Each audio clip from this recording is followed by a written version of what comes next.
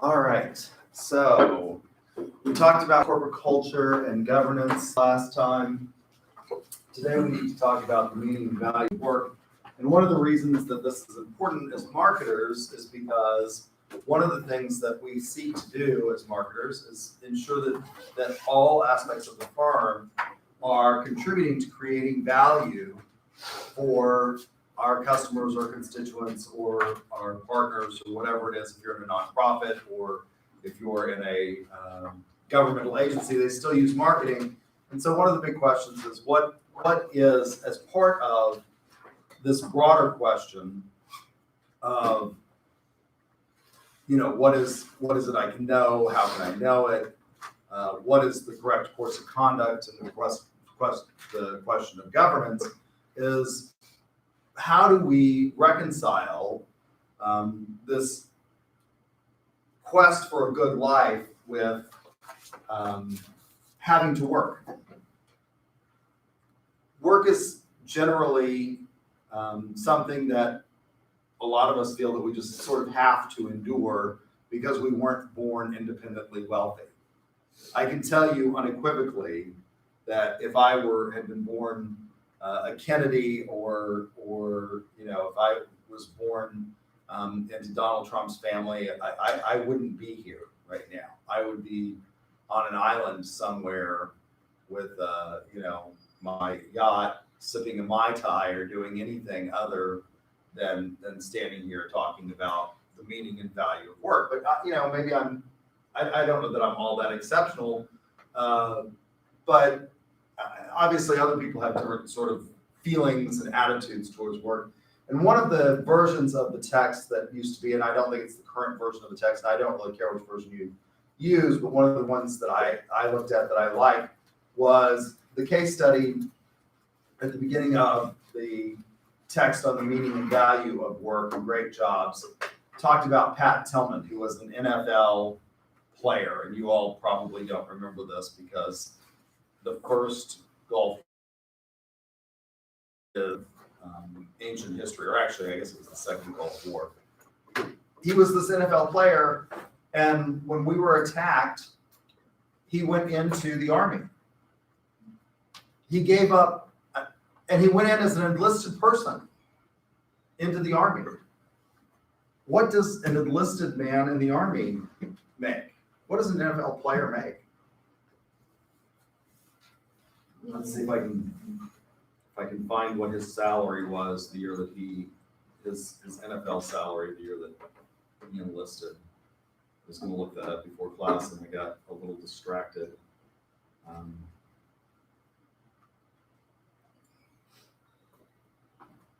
It was a multi-million-dollar contract. I remember that.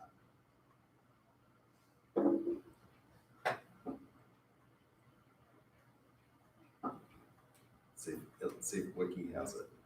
They don't have it. But it was a multi-million-dollar contract. What is $500,000? What does an Army Ranger make? Maybe at that. Not a lot of money. Why would you do that? Why would you give up? Okay. Obviously, he's motivated by something other than money. I'm highly motivated by money, which, by the way, every survey of people and what they want to do suggests that money is like usually around number 10 or 11 in terms of importance on what people, until you get to salespeople. And then they have a higher, it's not number one on most surveys of salespeople, but it is significantly higher on surveys of why they choose the profession that they chose than other people. Other people choose professions, based on what they want to have a meaningful job, they want to have a fulfilling job, they want to work in a place where they feel appreciated, and that they think that that's doing something that is beneficial to society.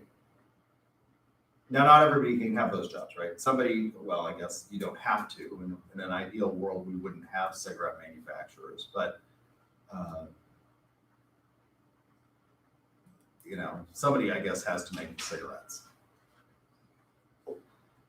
somebody has to go out and pick up the trash. Which, by the way, I used to be on city council in Guthrie. I was the vice mayor in Guthrie. And we used to have our own trash men. We now contract for that service with a company. But the last years that I was on city council, we still had our own trash men. And the job actually paid about $30,000 a year.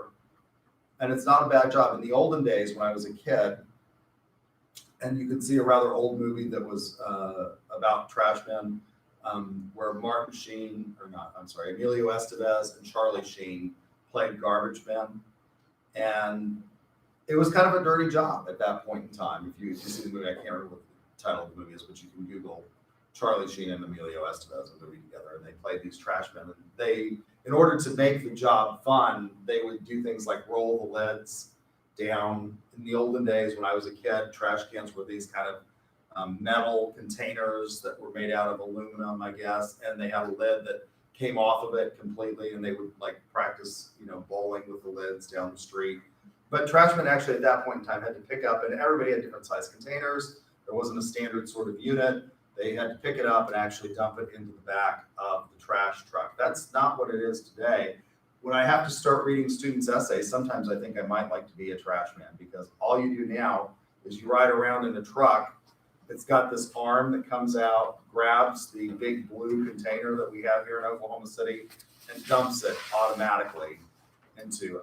This seems to be rather mindless, and it pays $30,000, right? So maybe it's not that bad of a job anymore. Somebody has to do that.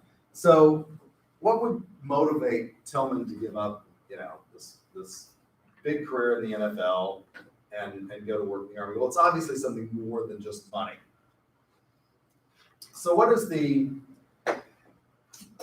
traditional sort of view of work? Well, it's a means end reasoning, right? This is the rational basis test.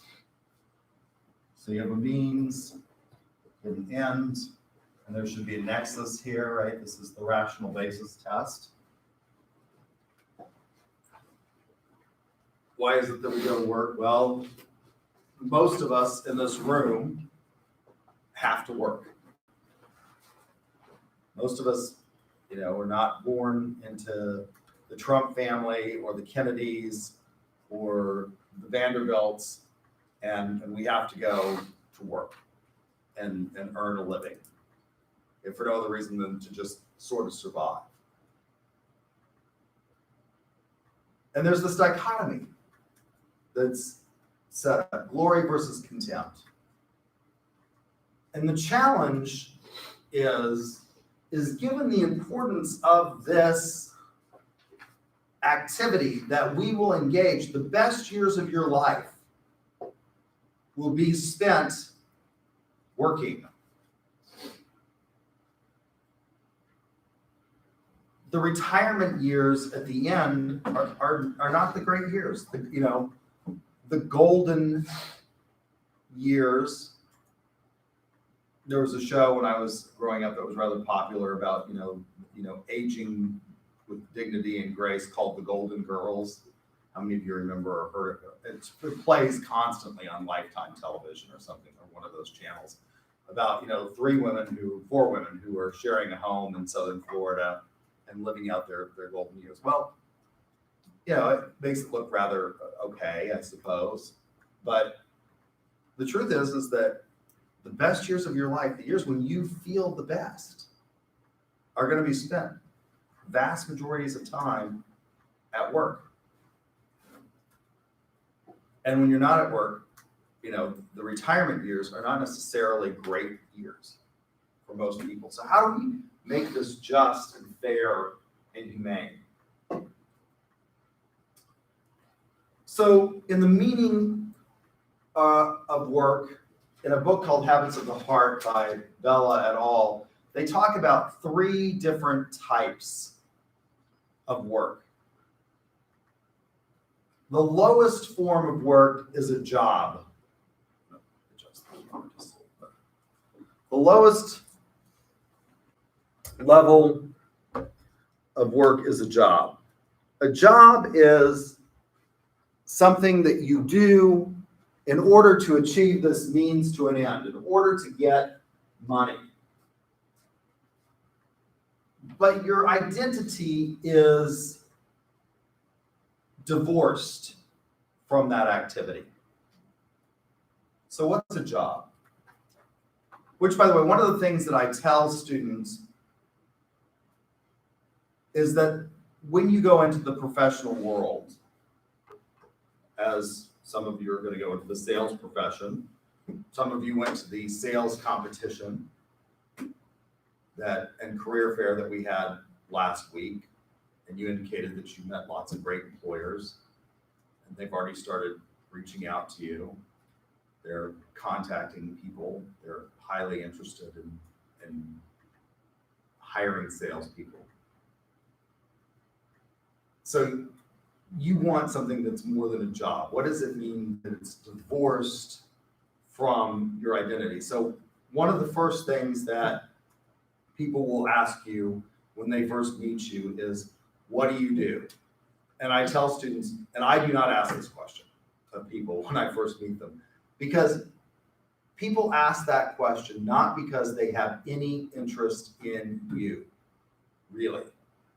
They ask that question because A, it's a good way to make small talk with somebody that you just met, and B, because it instantly pegs you on a social ladder. Although the United States and Americans in general have a tendency to say that we don't believe in class, we are very much a class-based society. Now, unlike other societies where class is determined by birth, like in the United Kingdom, people who are of the upper class may not have more money than anyone else. At one point in time when I was growing up as a child, the Queen of England was the wealthiest woman in the world. That's no longer true.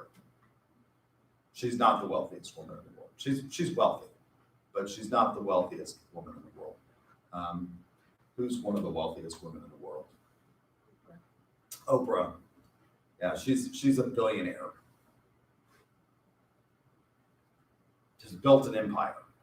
Came from enormously humble beginnings, right? And has managed to become this celebrity.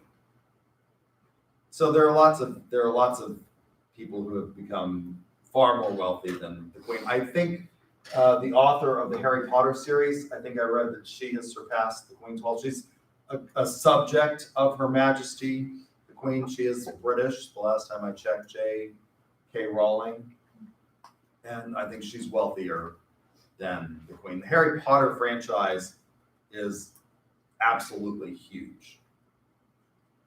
If you've ever been to Universal Studios, it's like an incredible thing to go to. You go and they've got these rides. They have a ride through Hogwarts, which you feel like you're actually like on a broom riding with Harry Potter, and it's the most sought after ride currently at Universal Islands of Adventure. So every year in November we get to go, and one year the competition paid for us. So when you go to competitions, when you go to sales competitions, this is one of the reasons why you might want to get on the sales team. We got to go to Universal. The competition paid for it, and I tell my students we got there as early as we could, and we ran to get in line for that ride, because it's always, even at that point in time, it takes like a long time to get on the ride. So there's this huge franchise, and people are walking around and they're buying everything Harry Potter. I mean, people come dressed, and if they didn't come dressed in the Harry Potter garb, as you get off the ride, this is the greatest marketing scheme ever. Every ride at Disney World and every ride at Universal ends in a gift shop, it's just brilliant merchandising. And in these gift shops, they have Harry Potter cloaks that you can, or robes. They have the Harry Potter ties from the various houses of Hogwarts that you can buy. They have wands. that you can buy Harry's wand. Some of the wands that they have, if you buy them, they do things throughout the Harry Potter world. So there's 2 parts to Harry Potter. There is in Islands of Adventure, there's Hogwarts, and you go through it. It looks like Hogwarts. And then if you take a train, you get on this little train thing, and you go over to Universal Studios Orlando, and they have Dragon Alley, and you can buy a wand over there. And some of the wands have like RFID or something, and so you can get things to do various things throughout the park with the wands that you buy. So obviously, and people are buying this stuff. I mean, it's incredible that they're buying all of these things, just like, and they're not cheap, right? I mean, I think like the wands, none of my students bought the wands that did stuff throughout the park, but several of my students, Egg Wall, I think, bought a copy of Harry Potter's wand, which was made out of, it's made out of real wood or something, and it's I don't think you paid $75. What did you bought? I bought a awful cloak. Yeah, you bought a cloak. How much was the cloak? $120. $120 for. I have 2 of them. You have 2 of them. I thought about buying one of the cloaks and wearing it as my graduation robe to see if anybody would even notice coming back to UCO and wearing it as my graduation gown. We're required to go to graduation every semester, and I thought, let's see if any of them can figure this out, that this is not a real school, because they've got the little of the various houses on the cloaks, right? So they're buying all of this stuff, and this has made, obviously, Ms. Rowling a very, very wealthy individual. This franchise has made her just enormously wealthy. Right? So that's obviously not what she's got. She doesn't have a job. I think writers generally are pretty passionate about what they do. What is the job? Being a trashman, I would venture to guess that my example, this is, even though it doesn't pay poorly anymore, it pays fairly well, and you get pretty decent benefits being a trash person. I would imagine that those people, if you ask them what you do, they would tell you, but if you wanted to know what they were, they would talk about other things that would define who they were as an individual, right? And so we ask people these questions: what is it that you do? And it's because we can, even though we don't have this idea, or Americans tend to say, and everybody, by the way, in these surveys that they do, if you ask people where they are, if you ask them on surveys where they are, like 98% of Americans say they're middle class. Now, that's clearly not true in terms of economics, right? We have, and what's happening in this country is, historically, we were largely a middle-class country. If you looked at a bell curve of the population in terms of income distribution, the vast majority of people were sort of in that middle range of the bell curve. That's no longer true. We now have a bimodal distribution more and more in this country, where a very small percentage of the population is enormously wealthy. Jeff Bezos is worth, $150 billion, right? I mean, that's just incredible to think. The top 3 people in this country have more wealth combined than the bottom 10% of the population. 3 people have more wealth than the bottom 10%. That's remarkable, isn't it, to think about? So we do have a class society. So people ask you this question, and it's an instant way of pegging where you are on the social ladder. Now, unlike in the United Kingdom, where you know where people are on the social ladder based on their birth, in the United States, we have a meritocracy, and we believe that you can achieve and get out of your station in life, and you can be like, and this is an incredible story, J.K. Rowling was at one point in time on welfare. Before she got published, she was on the dole in Great Britain. She was a welfare mother. Obviously, she pulled herself up. But in the United Kingdom, as wealthy as she is, she will never be a member of the upper class, because that is reserved to people who are born into it. That's not true in the United States. Right? You can pull yourself up and achieve something better, which is why most of you are here. But so you ask people what they do, they tell you, I think one of the reasons that I did what I did, I became a lawyer, is because when you tell people that you're a lawyer, there's a certain amount of prestige that goes along with that. People are, lots of people are sort of intimidated by lawyers. They think that, one of the reasons that I always dress, unlike some of my colleagues who seem to not know how to dress, and it's particularly rampant over in the land of hippy dippy across. I go over there and I'm horrified at the way some of those people over there dress.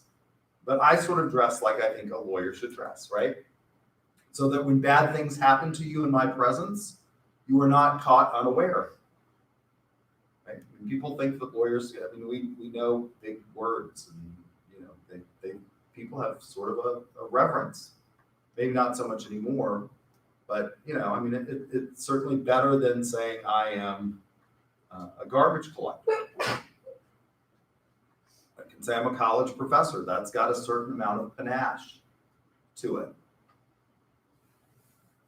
Means you've got this terminal degree, and that there's something to that. In the middle is a career.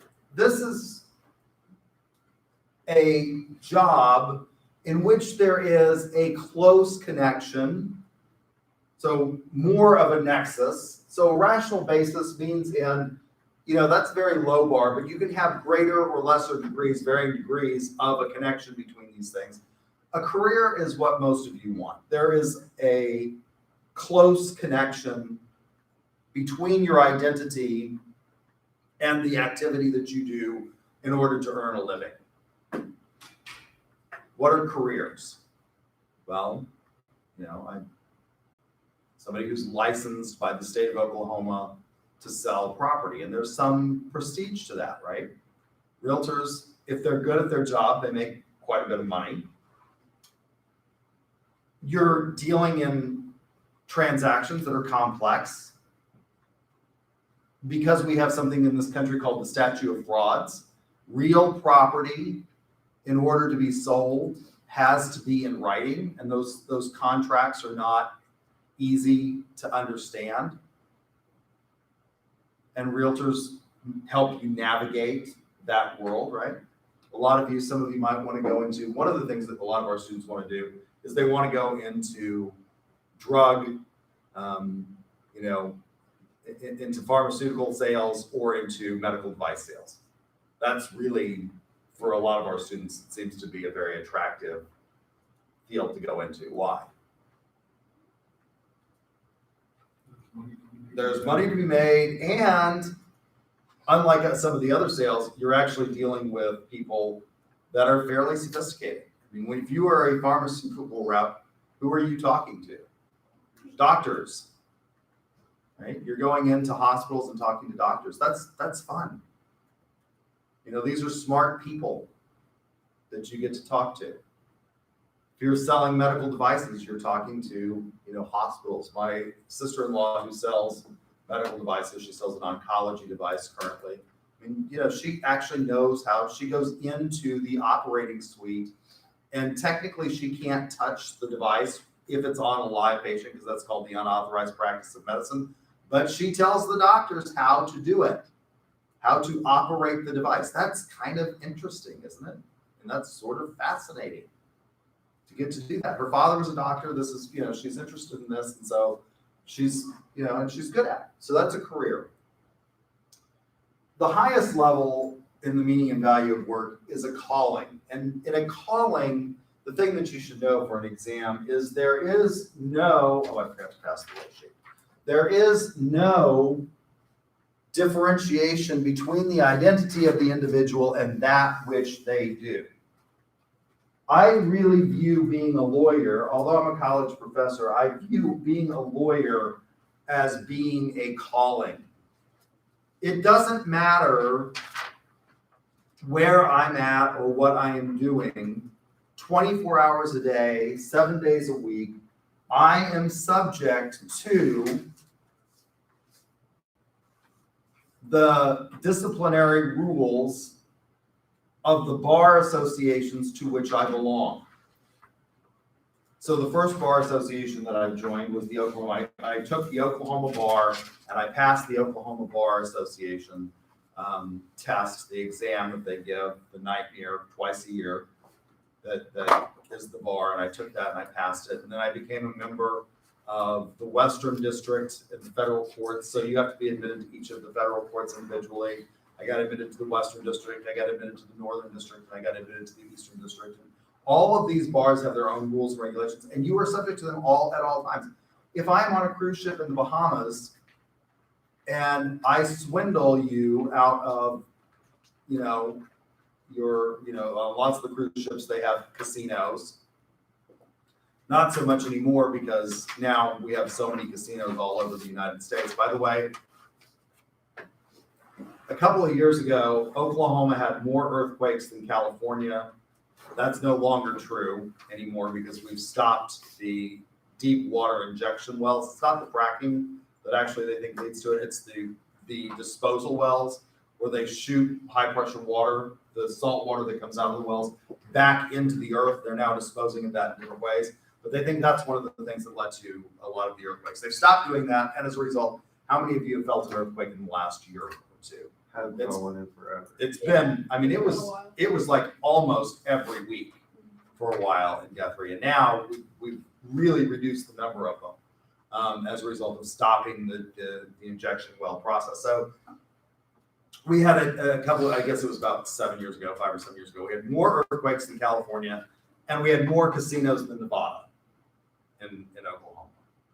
And we have the world's largest casino in Oklahoma, right down on the Oklahoma. And why is it?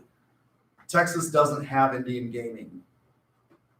And so they built this massive, in the middle of nowhere, on the I-35 Red River border, right across from Texas. And people from Texas flock to that casino. It is enormously impressive. It is over 3/4 of a mile. If you go from the North Tower at the hotel to the southern end, it's almost a mile to walk that casino floor.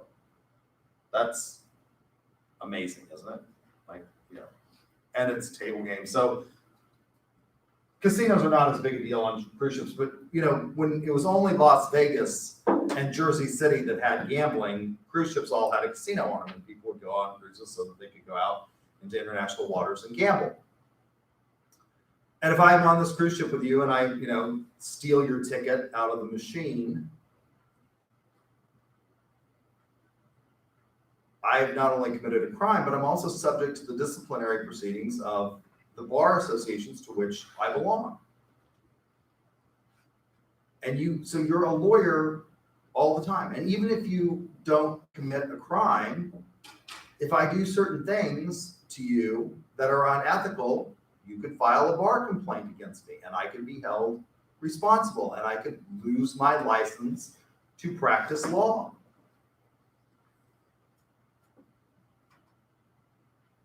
And, that would be bad. So I very much view the law as a calling. What else is generally viewed as callings? Well, historically, the three learned professions were viewed as callings. And what are the three learned professions? Those are the three things that you went to college historically to do. The oldest of these is theology. So colleges and universities historically got their start as a way of transmitting knowledge among the clergy, right? So the earliest universities in the world, outside of ancient Greece, Aristotle founds one of the first institutions of higher education in the world. It's called the Lyceum. But once we get away from that, universities, develop really in the Dark Ages as a way of training the clergy. By the way, why is it called the Dark Ages? Anybody know why it's called the Dark Ages? Nobody, by the way, at the time thought of it as being the Dark Age. Nobody went around saying, God, it's just so dark, I wish somebody would turn on the lights. That's not why it's called it. It's because a lot of the classics, a lot of antiquity, a lot of philosophy was lost during that period of time. It was maintained, by the way, by the Muslims in the Middle East who maintained libraries that had the works of Plato and Aristotle and the like. So they start as ways of transmitting. So the clergy is the first and oldest learned profession. The second one to develop at universities, the second profession, and it was closely tied to that, was the law. So the law is an ancient profession. The three oldest professions are the clergy, the law, and then medicine. Medicine was added later as sort of an academic pursuit. And so those are the three things that historically we've thought of as being callings.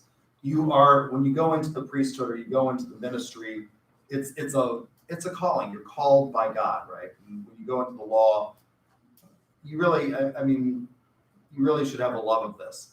I've written 23 letters of recommendation for students to go on to law school, and 23 of them have gone into law school and passed the bar at some state. I've got 2 that have passed the bar in New Mexico. A lot of them have passed the Oklahoma bar. And, I ask everyone, why do you want to be a lawyer? And if they, well, I don't know what else to do, right? The economy's not so good. A lot of the people that I've written letters for, the economy's not so good, so I just thought I'd try law school. Well, no, no, you probably don't want to do that. It's a miserable way of making a living. If you don't really have a passion for it, you probably ought not do it because it's not pleasant. Well, you see people at their worst in many instances as a lawyer. It's very stressful, but I view that as a calling. And there is no distinguishing between the activity. I am a lawyer 24 hours a day, 7 days a week in everything that I do. Right? That's part of who I am fundamentally. So that's a calling. Most of you want a career where there's a close connection, where you can say, I'm a drug rep for Pfizer, or I sell medical devices for, J&J or whatever. But you certainly want something more than a job. So what is the value of work? Well, there's the instrumental value of work. Obviously, wages are the biggest thing that we get from work. As much as I enjoy you all and you seem to be alert and chirpy, I can tell you that if it weren't for the fact that the university is paying me, I wouldn't be here. I'm just not going to stand up here to do this. I tell students that Thomas Jefferson founded the first secular, publicly funded institution of higher education in the world. And I think I told you this before. He didn't want it to be a degree-granting institution. He wanted you to go and listen to the lectures at the University of Virginia and leave when you felt educated. And I asked how many students would do that. And inevitably, there's one who thinks because I'm a college professor that that's the correct answer. And you say, oh, yes, I would just love to sit here and listen to you drone on all day, and all night about soccer. No, that's not why most of you are here. Right? You're here because you want to make more money and you want that ticket that says I am educated and I will get a better job. What else as part of the instrumental value of work? Well, the benefits. And this is a huge thing that we're having a big debate about. Bernie wants to, and I can't figure out actually why the National Chamber of Commerce hasn't bought into Bernie's plan, because benefits are one of our biggest cost points. One of the biggest expenses we have as a university is paying for people's health insurance. And that's particularly true. So health insurance is based generally on a rating of how sick your pool is. And by the way, colleges and universities have a tendency to have more healthcare costs than some of the other industries that you can have out there. Why is that? Well, because this is the one place where youth is not necessarily rewarded. In all disciplines except for math and physics, generally speaking, the older you are, the better it is for you as a college professor. And why do I say that? I started teaching here when I was 22. I didn't know very much, and I have a lot of book knowledge at that point in time. But why is it difficult to teach at 22? Maybe respect. Yeah, students were older than I. At that time, the average age of our freshmen was 29 years old. So they were on average, they were 7 years older than I was at that point in time. When I would walk into the classroom, yeah, they thought I was a student. And I didn't, I had to establish, myself. And students would say things like, I have not heard this in a long time. They would say things like, well, that's an interesting theory, but that's not the way it works in the real world. I got that. And I would have to say, well, actually, I've run a campaign. I'm vice mayor in Guthrie. I taught political science at the time.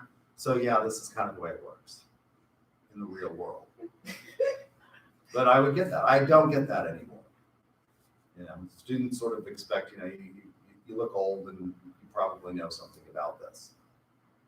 I don't have that problem anymore. But we hire young people here in college, and they have this problem. When I got out of my PhD program, there was a kid who had gone all the way through New Mexico State. He had started his bachelor's degree. This is very unusual. Most business professors, is the one area where you'll find people that have real world experience, because generally what happens is people get out with a degree in business, they get an MBA, or maybe they get an MS, and they decide that they just don't like working that hard. And, a college professor seems like a pretty good, we have a pretty good life.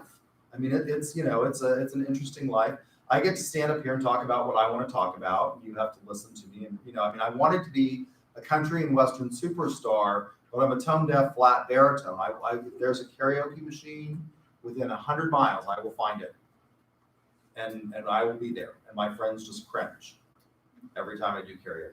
Right? But I wanted to be the next Garth Brooks. That was not going to happen to me. So in order to get an audience, I had to become a college professor instead. But it's a pretty interesting profession to partake in. And so a lot of people get out in the world of work and they just decide, God, I don't really want to work this hard. And my college professors seem to have pretty good lives. And so they go and they get a PhD in marketing or finance or accounting. And they actually have some real world experience. That's not how it goes. In political science, generally speaking, you go directly from bachelor's and you go into a PhD program. And then halfway through your PhD program, when you finish what are called comps, and you have proposed, which means that you have written the first 3 chapters of your dissertation, you are awarded the MA or the MS degree. That's not the way business professors, like I said, most of them go out and they go into work and then they decide they want to be a business professor after the fact. So I had this one person in my cohort, and I was exactly the median age in my cohort. When I got my PhD, there were lots of people. There were about half of my cohort that were considerably older than I was. They were in their late 40s at the time. I was in my mid 30s when I started the PhD program. And there were people that were younger. And Miguel was one of these people that was younger. He went straight through. He came from a place in northern New Mexico called Derriere. It's actually okay, but it looks like Derriere on the sign. And, he was the first in his family to get a college degree, and he went all the way through and got a PhD. And he went to a school that had both an executive MBA program and a PhD program. And he called me and he said, these MBA students are telling me I don't know what I'm talking about. What do I do? And I said, well, Miguel, you really, you've never been in industry. You can't really say, I had been in industry. I'd been an executive vice president for a publicly traded corporation. You can't say that. What you're going to have to rely on is, well, okay, you may think that, but ultimately I have the power here because I'm the one who's going to determine your grade. If you want this MBA, you're going to accept at least in this classroom, and that wasn't a terribly satisfying answer to him. But that's the truth. He didn't have any experience. It was what I experienced when I was 22, and students would say things like, the difference was that I sort of had some real world experience. I'd run for office. I'd won office. But, so there are these benefits that we get, and health, disability leave. I can't believe people haven't sort of clung to Bernie Sanders' idea, because it would be a huge boom. All of this was to say that one of the reasons that we have high costs in higher education is because in this profession, being old is a virtue. I know a lot more now. I've had a lot more experience now than I did when I was in my 20s. But with that comes a lot more healthcare costs.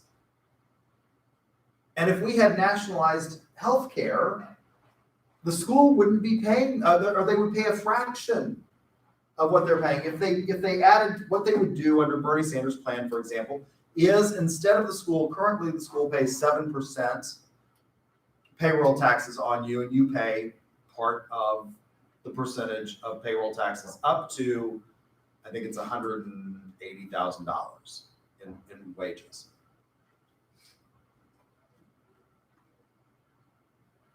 What they would do is they would increase that tax by another 7%, for example, another 7% payroll tax on both the employer and the employee. That would be a huge savings to most employers, because I can tell you that healthcare costs are far more than 7%, particularly at places like UCO, where we have a lot of people that are like me in their middle age. And what has happened, in my life that has led to, more health problems? Well, as you get older, what happens? Well, I broke a hip 2 years ago.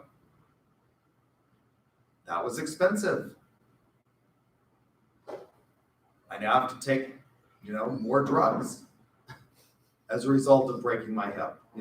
Generally speaking, when I was 22, I weighed 149 pounds. I don't weigh 149 pounds anymore. What happens when you no longer weigh 149 pounds? Why is it that I no longer weigh 149 pounds? Oh, that metabolism switched. And as a result of the fact that I still like to eat lots and lots of food, I, like to go to Outback and eat the bloomin' onion and the steak and the baked potato and the chocolate thunder from down under, which is what I had for lunch yesterday. And when that metabolism switches in your 40s, you no longer weigh, I now weigh like 201. Well, what does that do? What does weight generally do for people? I mean, almost everyone my age who no longer weighs 149 pounds takes handfuls of pills for things like high blood pressure, right? And so we cost a lot more money. And so these benefits are things that are important. That's one of the things that you go to work for. You want to get good benefits. If you don't, it's the number one reason. This is a huge thing for most of you, because the number one reason for bankruptcy in the United States among your class of people is healthcare costs. You go to work for a company who doesn't have good benefits, or even one that does, and you have a surgery. Most people statistically in this country now are 2 paychecks away from bankruptcy.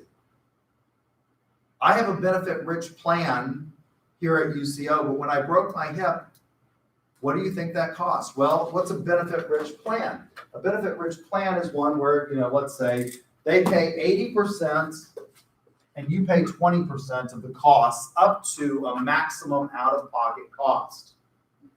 And for me, under the plan that I chose, because UCO offers sort of 3 different levels of plans, under the plan that I got the premium plan, and I was out for the surgery and everything that year, I was out $5,000. Now, luckily, I had $5,000 sitting around in my bank account that they want their money.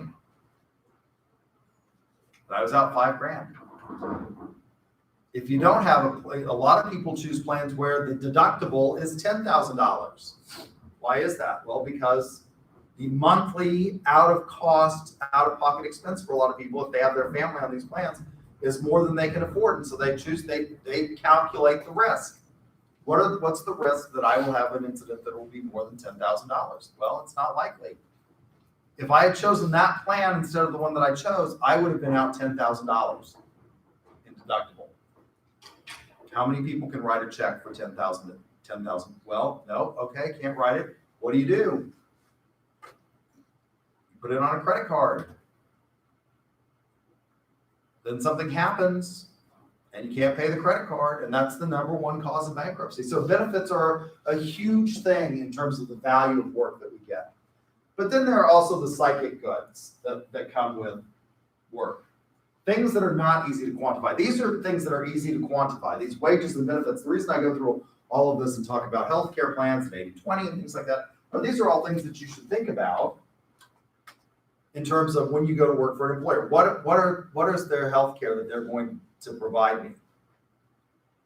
Is it a bare bones plan, or can I get a better plan? Then there are the psychic goods. These are easy. These things are important and they're easy to quantify. You know what it's going to cost you when you go in. They'll tell you as part of the interview process, or they should. These are the benefits that we have, and they'll give you a packet, and probably none of you will study it because it's enormously complex. Choosing healthcare benefits they'll give you as part of your new employee orientation, or in the recruitment process, they'll give you the stuff. We do this when we recruit faculty members here, and it's a book that's rather a thick tome to work through and figure out what the benefits are. But they're easy. If you work through the book, you can figure out what kinds of costs you're going to have. The psychic goods are the ones that are harder to quantify. What are psychic goods? Things like satisfaction. One of the reasons that I have this job, one of the reasons that I only have a very limited practice of law, is because although I love the law, and I think the law is one of the highest and most intellectual callings that you can have, if you love the law and you like to study the law, I think it's enormously intellectually satisfying. But the actual practice of the law is pretty tedious. And in many respects, it's pretty boring. I tried to practice divorce law for a very short period of time, and I was remarkably unsuccessful at it. Because clients would come in and they would, this is a stressful situation. And, they're crying. And I would say things like, I just cannot help you if you're, you need to come back when you're rational.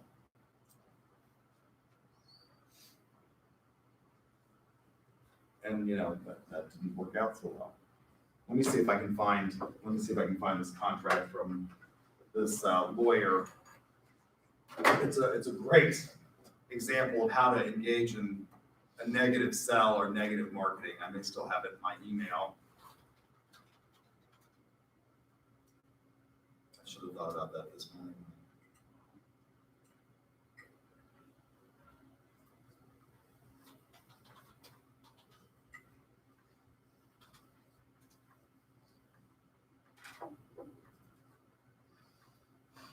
So this was a judge in Guthrie who, before he became judge, he's now deceased. Before he became judge, this was his divorce contract. And again, there's probably nothing worse than being read to, but I'll read it to you because it's kind of funny. Fee schedule and employment contract for the year 1975. You have retained me to represent you in a divorce action, and I have tried to explain the law as well as the practical ramifications to the best of my abilities. So as to eliminate all doubt, I have set down the more important aspects of our attorney-client relationship. The minimum fee for an uncontested divorce, this you can tell this is 1975, right? $250 plus $20 in court costs. It's no longer $20 in court costs, by the way. $120 down and $35 an hour. There's no lawyer that charges $35 an hour anymore, right? I mean, if you go to McAfee Taft, you're going to pay $500 an hour plus or more for an attorney. The minimum fee for a contested divorce is the same as above, plus $500 for trial. Telephone calls, $35 per hour. Minimum charge of $8.75 for 15 minutes. Writing letters, $25 per letter. Office consultation, $35 per hour. A minimum charge of $8.75 as above. To my clients concerning divorce. Ordinarily, a divorce is a serious social trauma, but obtaining one under Oklahoma law can be very simple and inexpensive. I am not an agency for revenge, a detective agency, or a crying towel, but a lawyer. Bothering me with the petty details and trivia wastes my time, thus increasing your divorce costs. I will be happy to listen to any and all ranting, raving, gnashing of teeth, etc., at a rate of $35 per hour, payable prior to the divorce. If you insist upon running up these costs, such overages must be paid within 1 week, or I will dismiss your lawsuit, fire myself as your attorney, and sue you for the balance of my fee. You will receive your divorce decree when all fees and costs are paid. Wow. Bob Ward, by the way, the guy who wrote this contract, was not a terribly sympathetic attorney, in terms of his clients. That's a negative sell, isn't it? I'm happy to listen to all ranting and raving and gnashing of teeth for $35 an hour. Completely, negative deal. But the reason I point that out is that, psychic goods, I like the law, I like the study of the law, but practicing divorce law just really involves shooting paper out of a printer. And there's not a lot of satisfaction in that. I mean, you get one person divorced and there will be another one right behind them that needs a divorce. And it just sort of involves the same, it's a routine thing. Lots of lawyers like to practice it because it's easy. You can make quick money. People who are, unlike criminals who are getting divorced, usually have the money, and they're usually willing to pay to get away from whoever it is that they want to have the divorce from. And so, it's not terribly satisfying or rewarding. Self-worth, achievement, self-esteem. Why is it that I like what I do? My favorite part, we just had a sales competition in Oklahoma City, and my favorite part of this job is probably coaching sales students, because we win. We have built a very successful sales team. Last year, we had 5 wins at national competitions among our sales students. My students that I coached. There's a lot of achievement with that I feel. A lot of self-esteem and happiness. And so these things are harder to quantify, but that's what most of you are here for, and that's why you are here. The wages are important. The benefits are definitely important. You have to have those, but most of you want something where you have satisfaction, where you enjoy what it is that you do. Most salespeople like what they do. Why? It's not a profession where you've got somebody micromanaging you usually. It's hard to do with professional salespeople, particularly if they have a territory that means that they're not, in an office somewhere. And there's a lot of achievement. And you can see that achievement in terms of your commission. It's the only one I told you before that you can sort of set your own salary. So those are things that are the value of work. What are sort of the conventional views of work? The primary view is one that's negative.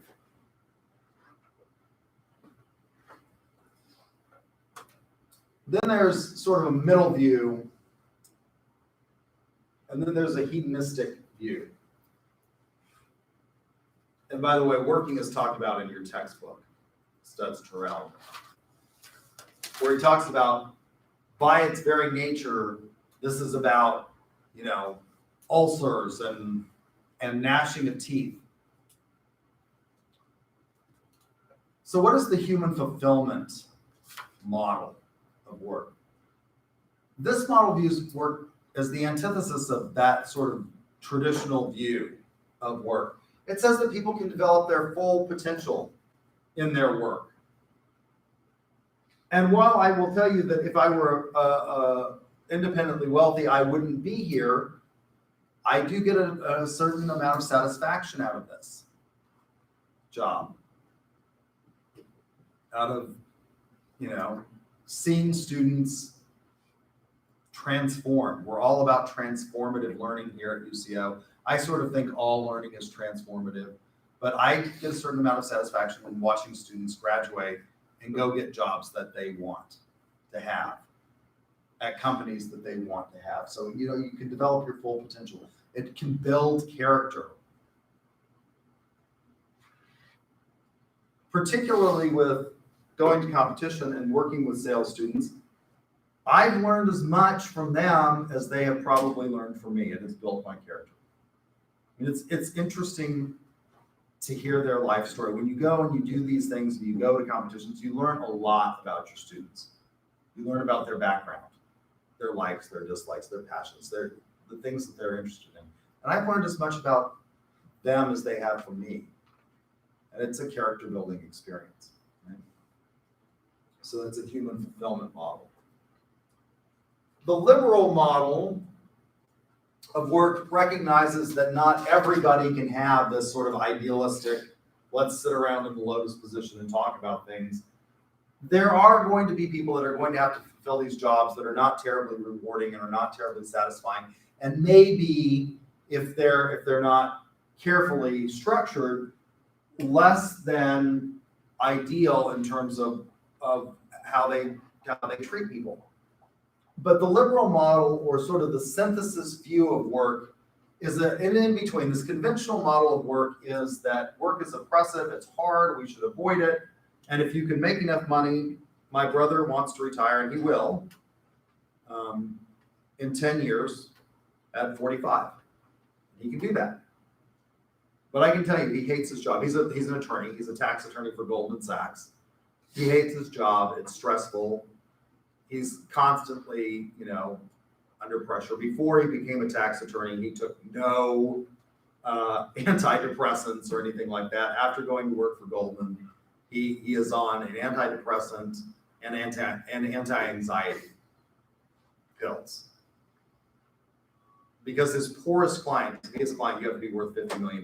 He has no client that's worth $50 million. Currently, his poorest client, in his words, is worth $500 million, $500 million. When you have clients like that, they're enormously demanding. And it's sort of 24/7.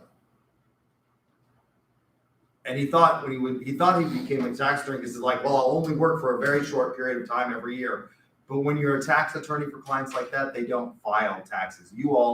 Tax day is coming up. How many of you have already filed your taxes? Why did you already file your taxes? Because you're going to get a refund, right? This is fun. Like the minute you got your 1099s or your W-2s from your employer, you probably went down and filed your taxes so that you could get that refund. And for a lot of you, that probably increased over the last couple of years. If you continue to say zero on withholding because they increased the standard deduction, and so you got more money. And that's great. My brother's clients all have to pay taxes, and they don't file annually because they all have businesses and things like that, and foundations that they own. They have to file quarterly, which means that it's always tax season for someone who's. So it's a stressful job. He doesn't like it, but it's about free choices. He chose this. He makes a lot of money, and it's about he doesn't like his job, but it's a way of recognizing that contractually he makes a lot of money, and it's going to allow him to get what he wants. And that's what the liberal model of work suggests: is that we can't all have jobs that are wonderful. From a marketing standpoint, what we want, and one of the things that I noticed, the president sent out an email that said, once again, they are going to be surveying faculty, staff, and students. You may get a survey like this about UCO and what kind of culture it is here, because we want to be listed as one of the best places to work and one of the best universities to attend by students. And why do we want that? This is sort of the human fulfillment model that we are trying to get. Lots of companies. When Chesapeake was being run by Aubrey McClendon, he consistently wanted to be on Forbes' list of best places to work. And he got pretty close, I think, if he didn't get it every year. Because Chesapeake what did they do when Aubrey was running it, before Aubrey went and killed himself? Well, they had restaurants on the campus. If you go down to Chesapeake's headquarters, It feels sort of like a college campus. They've got these buildings. They have a big gym where they would allow you to take 1 hour a day and go work out. You know, they provided all these snacks, healthy snack options for their employees. On every floor, they had a kitchen of every building, and they provided whole grain crackers and peanut butter and apple slices and nuts and all of this stuff. They had a restaurant which was subsidized by Chesapeake where you could go and eat. It was really, really cheap. And one day a week, you could invite somebody to go join you at the restaurant. They wanted it to be a great place to work. Not every place is going to be like that. So we have to have, you know, that's from a marketing perspective, that may be what you want to have because that encourages employees to engage in living the brand. Southwest Airlines is the epitome of this. Southwest employees are fiercely loyal to Southwest. They don't change jobs frequently. And for a long period of time, Southwest wasn't the best paying in terms of their pilots, their airline flight attendants, or their mechanics, but people were loyal because they felt like Southwest really, and they engaged in living the brand. That's maybe what we want to encourage as far as companies, but you know, again, not everybody can have these wonderful jobs. So it's about free choices. It's about allowing for employee participation, even in jobs that are less fulfilling than others. So it's sort of a middle view. This conventional view is that it's horrible, it's bad, you should avoid it. The human fulfillment model says this is our outlet. I can't. My mother's an artist. She can paint really, really well. I can't. She can also sing. I have, like, in all of my family, you know, my brother can play the guitar. I'm a tone deaf flat baritone. I got no talent. So this allows me some creative outlet, some creative expression to come down here and teach and engage in, you know, transformative learning with you all. Right? That's the human fulfillment model. The liberal model says, well, not everybody. There are jobs here at UCO that are not this job. This is the best job on a college campus to have. There are jobs, you know, we have people that pick up the trash. We have people that are out here. Maybe the gardeners are really happy. I don't know, you know, but it's certainly not the job that I would want. In the summer, I don't want to be out there on the mower when it's 105 degrees mowing the yard. But how do you make it at least tolerable in those positions where you don't necessarily have this human fulfillment? Well, it's about respecting each individual's autonomy, allowing them to make free choices, providing a healthy, safe environment for them to work. What does that mean? Providing environments that we recognize that people have rights, that you can't engage in things like sexual harassment, right? That people should be promoted based on merit rather than based on arbitrary and capricious factors. So, in conclusion, from a marketing perspective, what are the things that we have to consider? Well, I think we have to consider the rights and duties of our employees. If we want to engage in living the brand, although not all jobs can be wonderful, we have to recognize that these rights are things like autonomy, having respect, engaging in fair labor practices. Some of these are mandated, although what is the minimum wage? $7.25, right? You know, should we consider paying more than that for our landscapers, our custodians and things like that? Because it leads to better results for everybody. Maybe. So fair labor, fair pay. I don't think $7.25 is really necessarily, and this is one of the things that Bernie Sanders argues in his campaign. That's not a living wage. What would be a living wage? Well, Bernie Sanders wants to double it. A little bit more than double it. He wants to pay $15 an hour. He wants to say that's the minimum wage. We haven't raised the minimum wage in years, by the way. Years and years and years. You know, so fair pay. And there are businesses that do this, that engage in this. They say, we're going to pay what is a living wage. We're not going to engage. We're not going to pay less than a living wage. Things like Tom's, Bombas, those companies agree to pay living wages and source their things from companies or from producers that are engaged in ethical practices.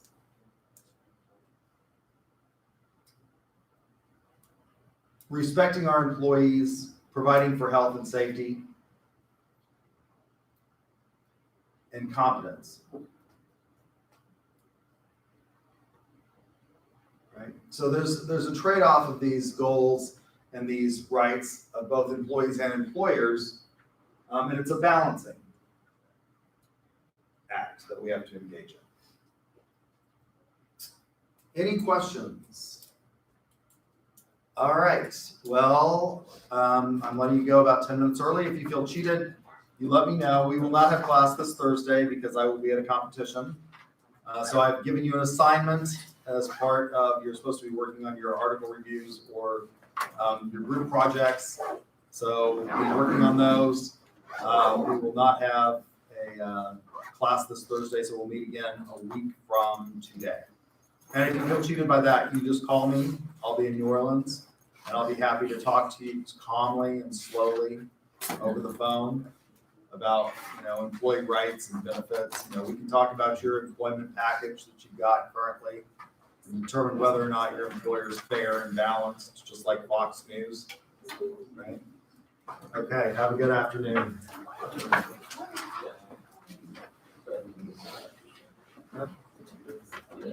Thank you.